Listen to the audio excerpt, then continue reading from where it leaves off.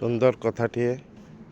ଆପଣମାନେ ପ୍ରତ୍ୟେକ ଦିନ ସକାଳେ ଉଠିକି ମର୍ଣ୍ଣିଂ ୱାକ୍ କରିବା ଦରକାର। କାହିଁକି ନା ଶୀତଦିନେ ଆପଣ ଯେତେବେଳେ ବିଛଣାରେ ଶୋଇଥାନ୍ତି ସେତେବେଳେ ବ୍ଲଡ଼ ସାର୍କୁଲେସନ୍ ଠିକ୍ସେ ହୁଏ ନାହିଁ।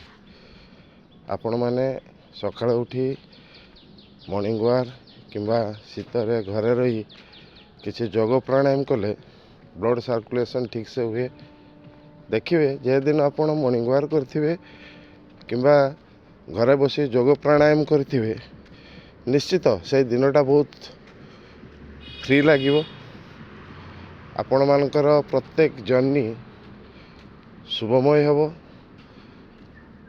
ଆପଣମାନେ ସକାଳୁ ଉଠି ସେଇ ପରମେଶ୍ୱର ପରବ୍ରହ୍ମ ପରମାତ୍ମାଙ୍କ ନାମ ଧରି ସକାଳୁ ଉଠି ମର୍ଣ୍ଣିଂ ୱାକ୍ରେ ବାହାରିଯାଆନ୍ତି। ଦେଖିବେ ଆପଣଙ୍କୁ ଆଦୌ ଶୀତ ଲାଗିବନି। ଆପଣ ନିଶ୍ଚିତ ନିରୋଗ ରହିବେ, ସୁସ୍ଥ ମଣିଷଟିଏ ହେବେ।